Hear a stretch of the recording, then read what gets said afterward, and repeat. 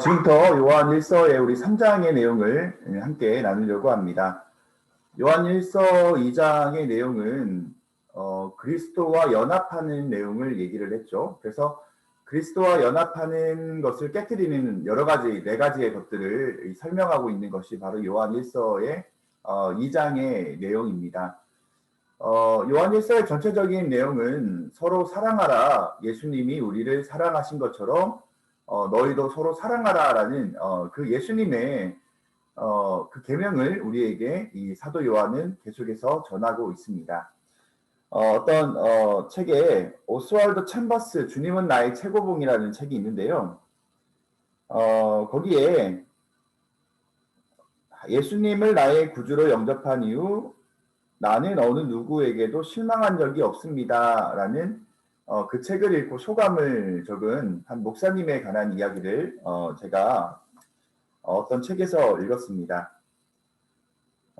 십자가에서 내가 얼마나 큰 죄인인지 깨달으면 다른 사람을 비판할 그 실망할 자격이 없는 내가 죄인이구나라는 것을 깨닫는다라는 그 이야기를 그렇게 그 책에서 적었습니다.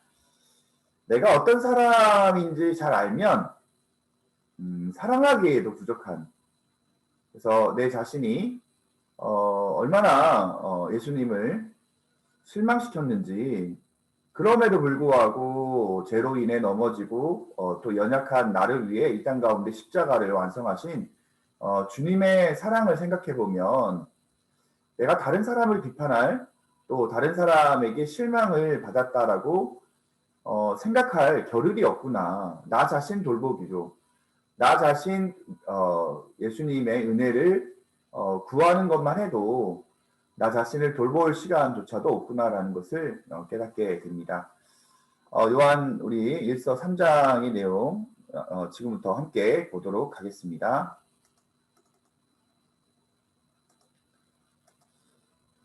자, 요한일서 3장의 내용을 보면요, 9절의 말씀을 조금 알고 넘어가는 게 저희가 전체적인 앞부분의 내용을 이해하는 데 도움이 될 것 같습니다. 하나님께로부터 난 사람마다 죄를 짓지 아니하나니 이는 하나님의 씨가 그의 속에 거함이라. 범죄하지 못하는 것은 하나님께로부터 났습니다. 조금 난해한 구절처럼 느껴지는데요. 우리 안에 예수 그리스도 십자가로 말미암아 하나님의 믿음의 겨자씨와 같은 것이 우리에게 심겨졌다라는 이야기를 하고 있어요. 그래서 우리가 죄를 안 짓느냐, 예수님을 믿으면 죄를 안 지어야 되는 거 아니냐, 아니면 예수님을 믿으니까 구원을 받았으니까 우리가 죄를 지어도 어차피 예수님이 용서해 줄 거니까 우리가 죄를 지어도 상관없는 거 아니냐, 이 죄에 대한 여러 가지 오해들이 우리들 가운데 있을 수 있어요. 그리스도인이라는 것은 죄를 안 짓는 사람인가?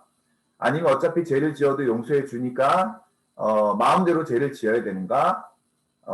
그 얘기보다는 정확한 의미는 뭐냐면, 우리가 죄를 안 짓는 것은 우리 안에 하나님이 꽉 채워 있으면, 하나님의 믿음의 씨가 우리 안에 세워져 있으면 우리의 정체성을 안다는 거예요. 그래서 십자가의 진정한 의미를, 십자가의 사랑의 의미를 아는 사람은 죄와 함께 거하지 않는다라는 것. 오늘 그 이야기를 요한 1서 3장의 말씀을 통하여서 함께 나누고자 합니다. 자, 지난 시간에 우리가 살펴봤던 네 가지의 이 사귐, 주님과의 이 연합과 사귐의 장벽이 있었는데, 첫 번째가 죄의 모습이 주님과의 관계를 깨뜨리죠. 두 번째 관계는 이 공동체 안에서 천국을 이루고 누려야 되는 이 공동체의 신앙의 공동체 안에서 깨어져 있는 관계들이 있으면 주님과의 연합으로 나가기가 너무나 어려워요. 또 세 번째, 하나님보다 세상을 더 사랑하는 것, 대표적으로 돈이라든지 명예라든지 자신을 사랑하면요, 하나님과 재물은 겸하여 섬길 수가 없어요.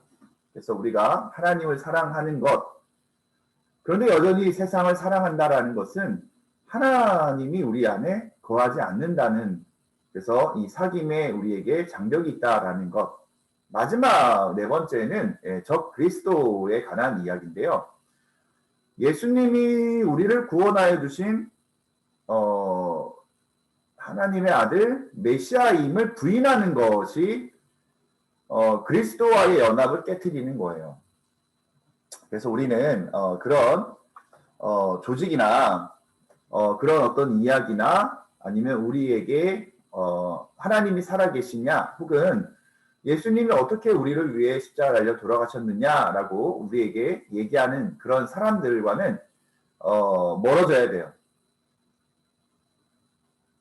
그 사람들과는 우리를 무너뜨리는 적 그리스도인, 적 그리스도 그런 어떤 이 미혹의 영들은 철저하게 말씀으로 또 성령의 은혜로 물리칠 수 있는 그 모습이 우리가 2장의 말씀에서 살펴봤던 내용입니다. 자, 참된 믿음에 대한 우리의 참된 믿음에 대한 어떻게 이 평가의 결과들이 있을까? 참된 믿음이 드러나는 첫 번째는 의로움이에요. 의로움. 자, 요한일서 2장 28절 말씀 보면 쉬운 성경 한번 보면요. 나의 사랑하는 자녀들이여 그리스도 안에서 살아가십시오. 우리가 이렇게 살아가면 그리스도가 다시 오시는 날 두려워하지 않아도 될 것입니다. 우리는 숨을 필요도 없고 그분 앞에서 부끄러워할 이유도 없을 것입니다. 자, 의롭다라는 자, 우리 안에 주님이 우리 안에 거하면 주님이 의로우시기 때문에 우리 또한 의로움이 된다는 거예요. 그래서 의로움으로 주님과 함께 살아가면 우리는 그 앞에서 주님의 강림하실 때에 의로움으로 담대함으로 부끄럽지 않게 하기 위하여서 우리에게 첫 번째 요구되는 것이 바로 의로움이다라고 보시면 됩니다. 자, 29절 말씀. 하나님께서 의로운 분이심을 여러분은 알고 있을 것입니다. 그렇다면 옳은 일을 하는 사람만이, 의로움이 있는 사람만이 하나님의 자녀가 될 수 있다는 사실을 기억하십시오. 자, 29절 개역개정 말씀에 너희가 그가 의로우신 줄을 알면 의를 행하는 자마다 그에게서 난 줄을 알리라. 의로움. 오늘 하나님은 우리의 의로움이 되시고 하나님이 장차 이 땅 가운데 예수 그리스도께서 강림하실 때에 우리 안에 하나님의 의로움, 거룩하심이 우리 안에 있는 하나님의 자녀를 찾으신다라는 것을 기억하여서 오늘 또 빛의 자녀로 살아가는 귀한 은혜가 저희들 가운데 있기를 바랍니다. 자, 잠깐 정리를 하면 첫 번째 우리의 믿음을 증명할 수 있는 참된 믿음을 증명할 수 있는 첫 번째의 평가는 의로움입니다. 왜냐하면 하나님이 의로움이시고 하나님의 자녀는 하나님과 같이 의로움을 행하는 사람이 바로 하나님의 자녀이다라는 것을 28절, 29절 말씀을 통해서 기억하길 바랍니다. 자, 1절에 아버지께서 어떠한 사랑을 우리에게 베푸사 하나님의 자녀라 일컬음을 받게 하셨는가? 우리에게 물어봐요. 자, 세상이 우리를 알지 못하는 것.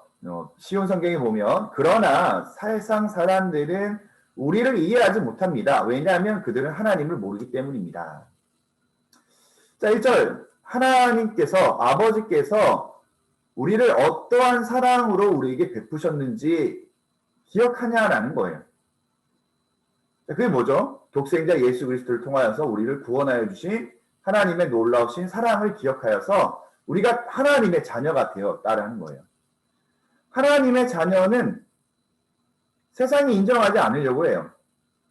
왜냐하면 그들이 하나님을 모르기 때문이에요. 자, 2절 말씀에 사랑하는 자들아 우리가 지금은 하나님의 자녀라 장래에 어떻게 될지는 아직 나타나지 아니하였으나 그가 나타나시면 우리가 그와 같을 줄을 아는 것은 그의 참 모습 그대로 볼 것이기 때문이니. 자, 이 말이 뭐냐면 하나님의 자녀로 우리가 살아가면 우리는 사실 미래는 알지 못해요. 하지만 분명히 성경의 말씀을 통하여서 언제 오실지, 어느 때에 오실지, 어느 장소에 오실지는 우리는 알지 못하지만 주님이 강림하신다라는 건 알아요. 주님이 강림하실 때에 주님처럼 의로운 사람들, 바로 그때에 주님과 같이 그와 같이 의로움의 모습으로 살고 있는 빛의 자녀들을 부르신다라는 이야기를 하고 있죠. 자, 그때 우리는 그분의 참 모습을 될 것입니다. 왜냐하면 예수 그리스도는 깨끗하신 분이시기 때문입니다. 자, 적어도 3절에 그리스도 안에서 이러한 소망을 가지고 있는 사람이라면 그리스도와 같이 자기 자신을 깨끗하게 지켜야 할 것입니다. 자, 하나님의 자녀가 되는 순간부터요, 우리에게 갈망함이 있어요. 하나님의 자녀, 빛의 자녀로 사는 그 순간부터 우리에게 갈망이 있는데 뭐냐면 그게 하나님처럼 나도 깨끗한 사람으로 살길 원합니다. 주님처럼 성결하고 거룩한 삶으로 살기 원합니다. 오늘도 아침에 교회를 출근해서 제일 먼저 사무실에 불을 켰는데 어두울 때는 드러나지 않던 이 먼지들이 바로 이 조명이 들어오는 순간 바로 이 어두운 예서는 전혀 드러나지 않았던 이 먼지들이 다 보이는 거예요. 여러분들 하나님의 자녀가 된다는 것이 이런 거예요. 그전에는 어둠에 거할 때는 그 먼지들, 그 찌꺼기들이 그 죄의 모습들을 우리가 알면서도 혹은 전혀 깨닫지 못하는 모습으로 살아가다가 하나님의 자녀가 되고 빛의 자녀, 우리 안에 예수 그리스도, 빛 대신 예수 그리스도가 우리 안에 들어왔을 때에 우리의 영의 스위치가 켜지는 거예요. 빛이 들어오는 거예요.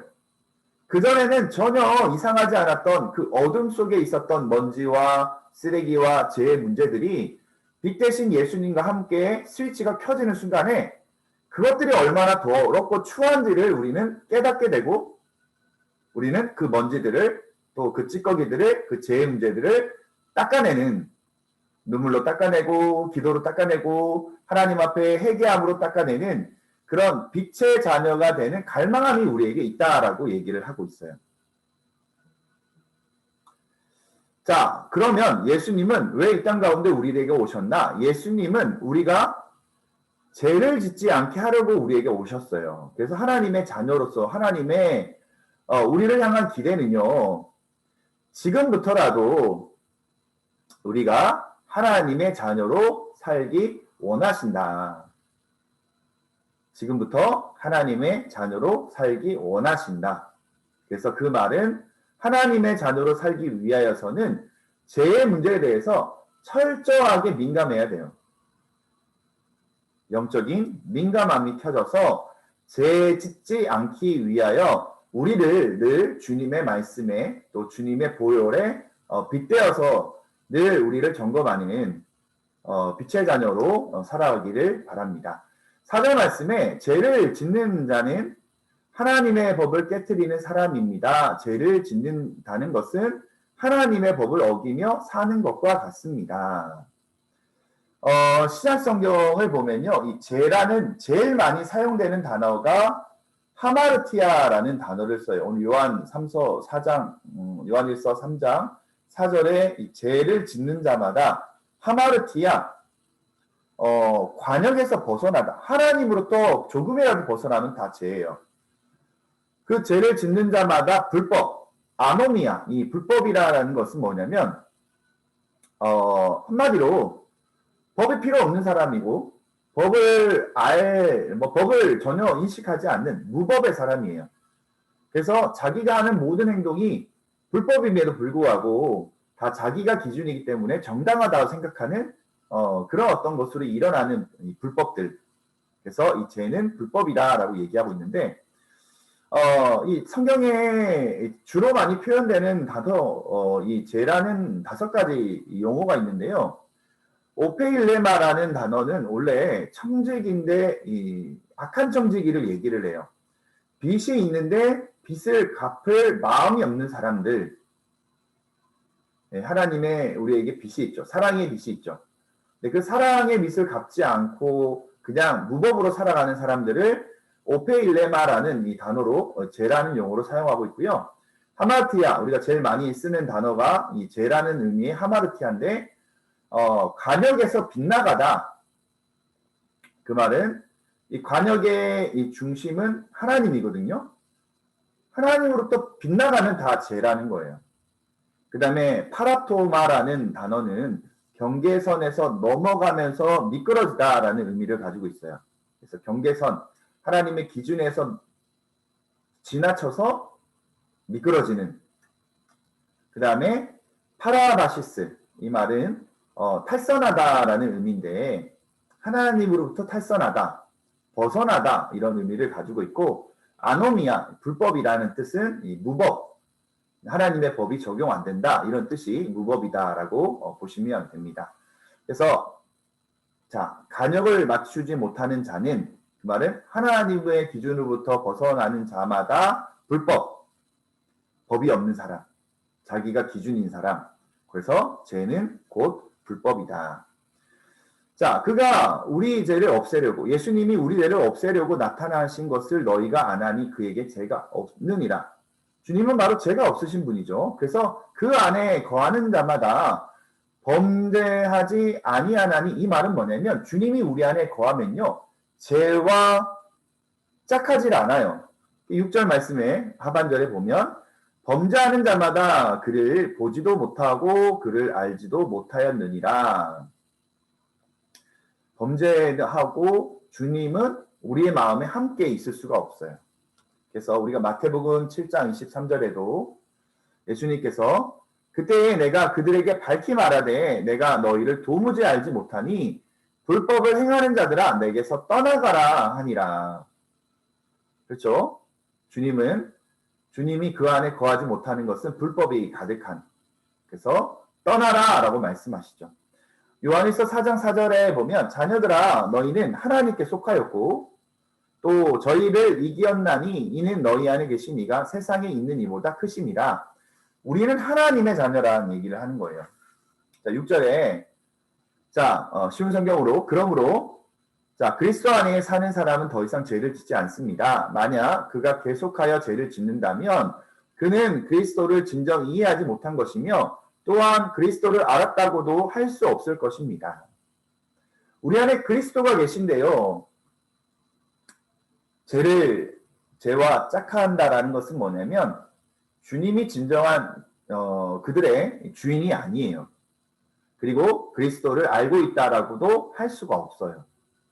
성령이 우리 안에 계시는 것은, 성령 충만하다라는 것은 하나님의 말씀 안에서 우리가 하나님이 원하시는 삶을 사는 것. 그래서 그리스도 안에 사는 사람은 습관적인 죄에 반복해서 범하지 않도록 성령께서 우리를 도와주시죠. 죄라는 것에 민감해요. 죄의 모양이라도 들어오면 주님이 또 주님으로 오신 주님 보내신 이 보혜사 성령이 죄를 지적해요.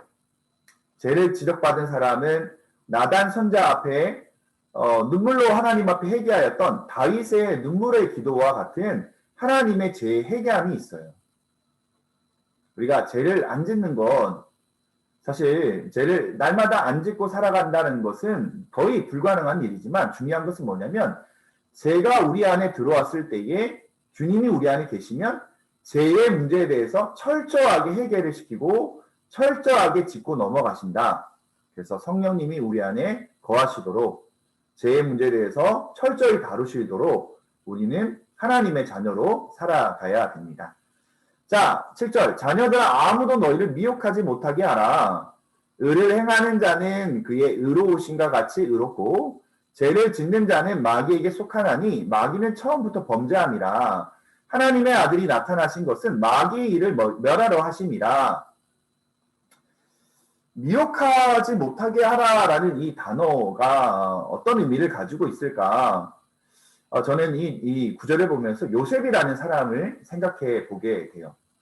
왜 요셉은 죄의 유혹함에 있어서 죄에 빠질까 하는 유혹이 없었을까요? 밧세바가 이 요셉을 유혹할 때에 어쩌면 자신은 그 죄와 짝하여 사는 것이 자신의 인생에 편하다라고 판단하실 수 있었을 거예요. 어쩌면 그 밧세바의 유혹을 거절하는 것이 자기 인생의 생명에 위협이 따를 수 있다는 것도 분명히 요셉은 알았을 거예요.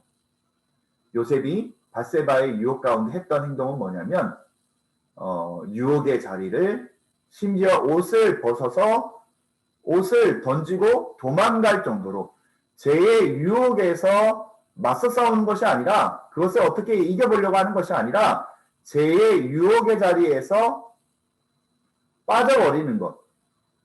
그것이 오늘 요셉이 우리에게 주는 어떤 죄의 이 유혹과 모습에서 어떻게 할 것인가. 그래서 의를 행하는 자는 그의 의로우심과 같이 의롭다. 자, 미혹되지 않도록 해야 되고요. 적극적으로 우리 안에 의로움만 있을 수 있도록 소극적으로는 요셉처럼 죄의 유혹을 차단하고 떠나는 것, 그것도 대단한 거죠. 적극적인 것은 우리 안에 의의 모습. 그래서 죄와의 영적인 전쟁에서 하나님의 자녀의 특성은 죄의 유혹을 차단하고 날마다 우리 안에 빛의 자녀로서 주님처럼 의로움으로 살아가는. 그래서 9절에 얘기했던 것처럼 하나님께부터 난 자마다 죄를 짓지 아니하나니 이는 하나님의 씨, 하나님의 성령의 씨가 우리 안에 거함이요 그도 범죄하지 못하는 것은 하나님께로부터 났습니다. 하나님의 자녀가 되었기 때문에 우리는 죄를 짓고는 살 수가 없어요. 우리 안에 하나님의 주신 생명이 우리 안에 있기 때문입니다. 자, 요한일서 3장 9절을 의역해서 제가 그는 죄를 지을 수 없습니다. 그가 하나님에게서 났기 때문입니다. 우리는 죄를 지을 수 없습니다. 우리가 하나님에게서 났기 때문입니다.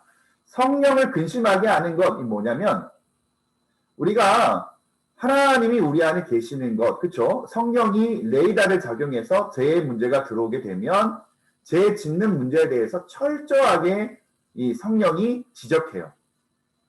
그래서 성령을 근심하지 않게 하지 말라라고 얘기하는 이유는 뭐냐면 주님이 우리 안에 있기 때문에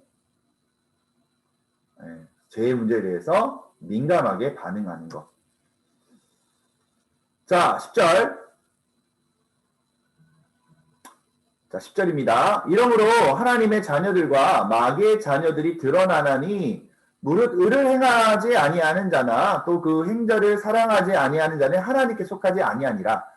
자, 요한은요 하나님의 자녀와 마귀의 자녀가 드러난다라고 얘기하고 있어요. 그 기준은 뭐냐면 10절에 쉬운 성경을 보면 빨간 글씨에 올바른 일을 행하지 않은 사람은 하나님의 자녀가 아니래요. 자기 형제를 사랑하지 않는 사람도 하나님의 자녀가 아닙니다 라고 얘기하고 있어요. 자, 어떻게 성령의 열매를 맺느냐? 우리 안에 9절이었죠. 하나님의 씨가 심겨졌죠. 그 씨는 싹이 나고 나무가 되고 열매를 맺기 위하여서는 말씀과 기도와 순종함으로 성령 충만함이 우리들 가운데 열매를 맺게 돼요. 그 열매 결과들이 바로 섬김과 구제와 예배와 우리의 어떤 삶을 통하여서 아름다운 성령 충만의 성령의 열매가 맺혀지게 돼요. 자, 요한복음 15장 4절에서 5절 말씀. 내 안에 거하라 나도 너희 안에 거하리라. 가지가 포도나무에 붙어 있지 아니하면 스스로 열매를 맺을 수 없음같이 너희도 내 안에 있지 아니하면 그러하리라.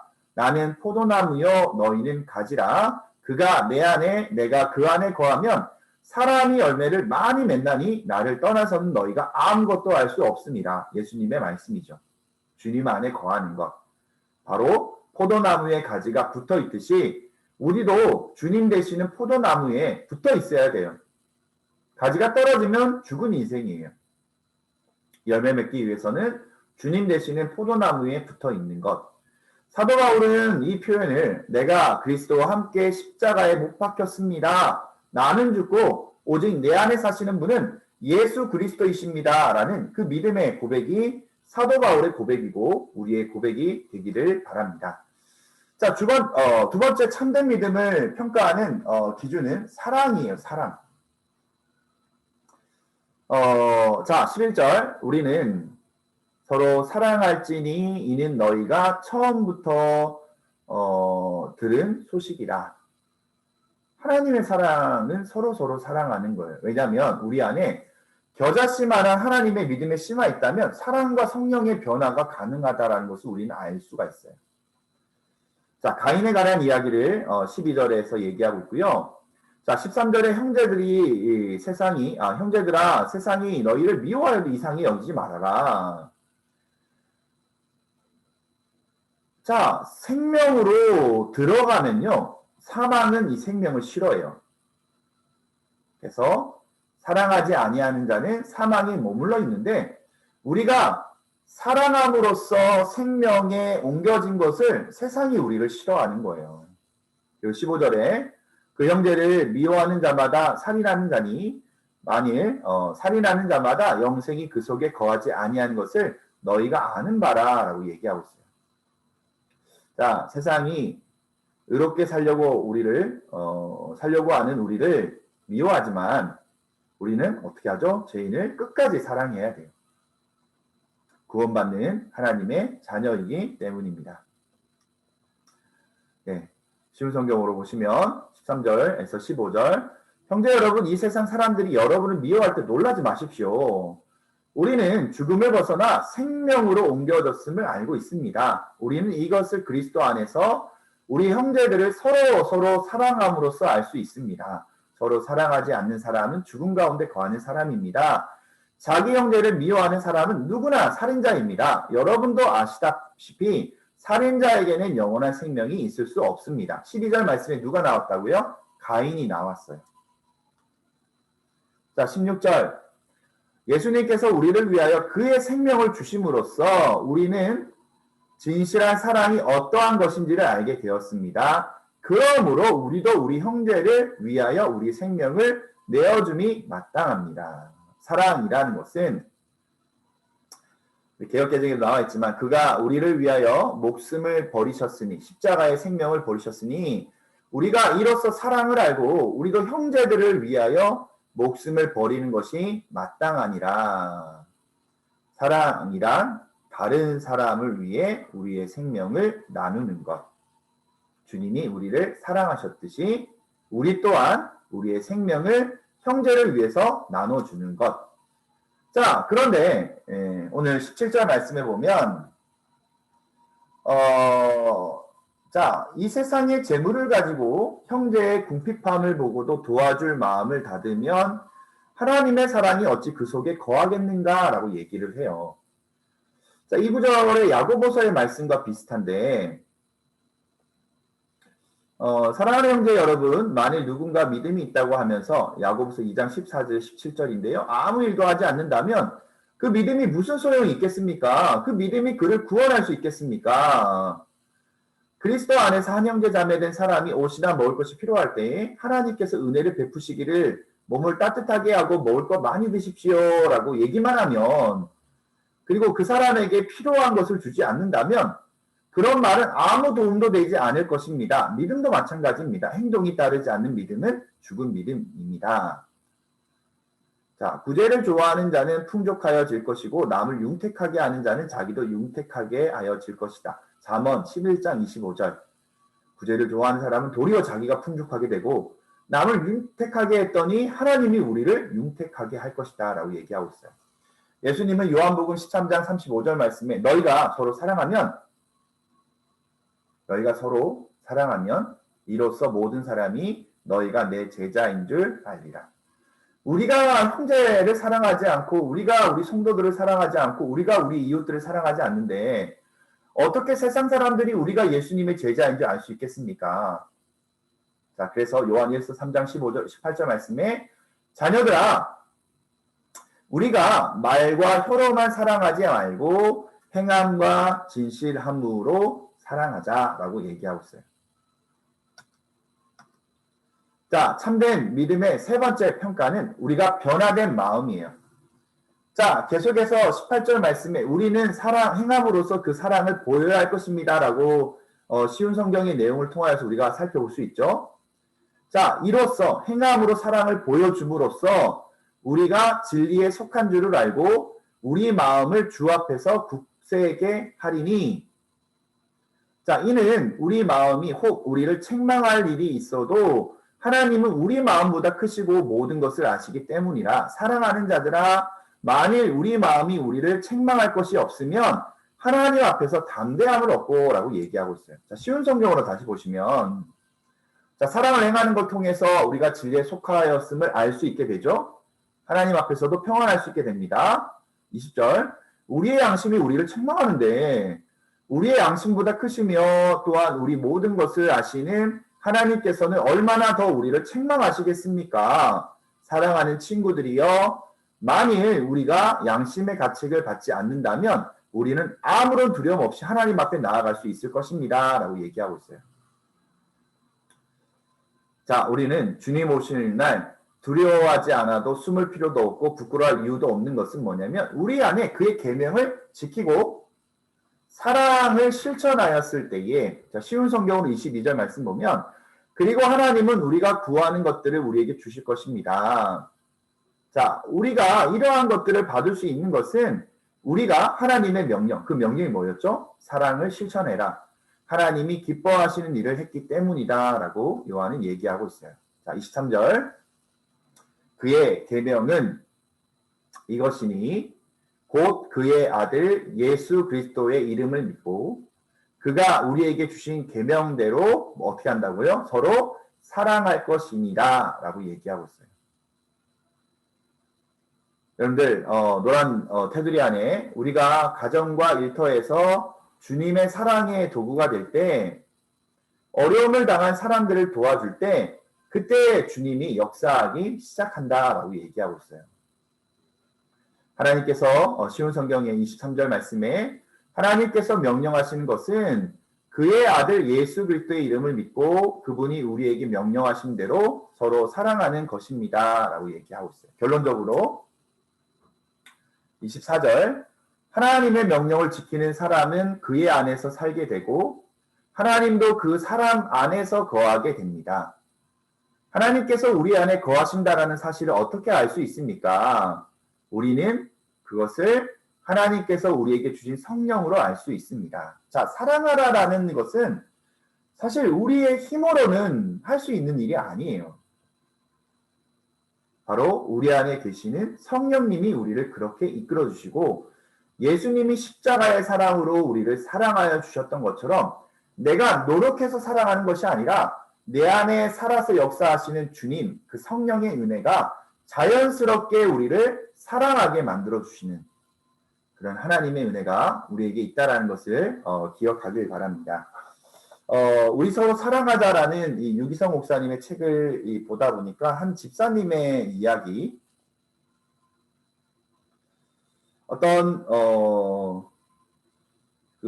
한 가정의 집사님인데요. 셋째 아이를 원하지 않았대요. 근데 이 아내가 셋째를 임신했다는 얘기를 듣고 이 남자 집사님이 원인 모를 그 하가 나는 원하지 않았는데 왜 셋째 아이가 생겼을까? 이 두 아이를 기르는 것이 많은 돈이 들고 많은 시간과 또 정성을 들여야 되고 또 출근해야 되는데 아이가 울고 그런 어떤 모습들 가운데 너무나 지쳐 있어서 이 셋째 아이가 태어나는 것을 원하지 않았는데 이 셋째 아이가 태어났어요. 아니라 그러니까 엄청 힘들었대요. 출근해야 되는데 아이가 새벽에 울고 또 그 아이를 양육하는데 또 많은 정성과 시간을 다 해야 되는 어떤 모습에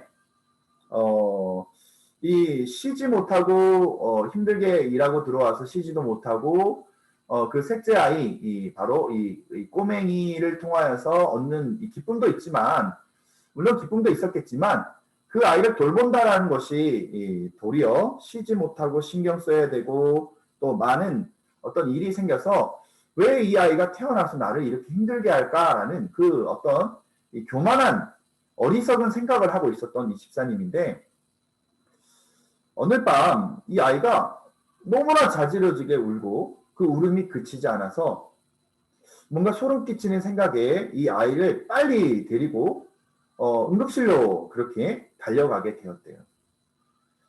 근데 응급실로 가는 도중에 이 아이가 아버지의 품에서 그렇게 생각했던 이 아이가 왜 태어났을까라고 생각했던 그 아버지의 품에서 죽고 말았다고 합니다. 그 기간 동안 그 죽은 아이를 보면서 이렇게 짧은 기간 동안 살았는데 이 아이를 사랑하지 못했던, 왜 한 번도 이 아이에게 사랑을 주지 않았을까라는 그 죄책감과 후회함이 그 집사님에게 몰려오게 되었답니다. 그리고 그 얘기를 우리에게 하고 있습니다. 사랑은 후회를 남기지 않는 것입니다. 정말 할 수 있는 만큼 사랑해 주십시오. 기도하겠습니다. 하나님, 후회함 없이 사랑하게 하여 주시옵소서.